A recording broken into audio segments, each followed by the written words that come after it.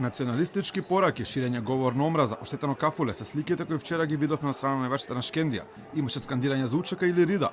Белистите пратија порака дека мртов македонец е добар македонец, а не беше поштедено ниту македонското девојче.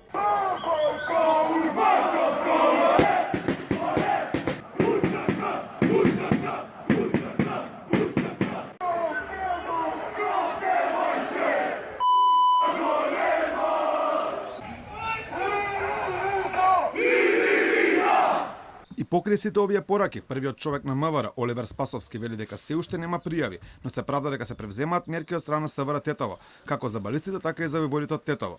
Тој кажа дека пред се се работело на превенција со двете навивачки групи.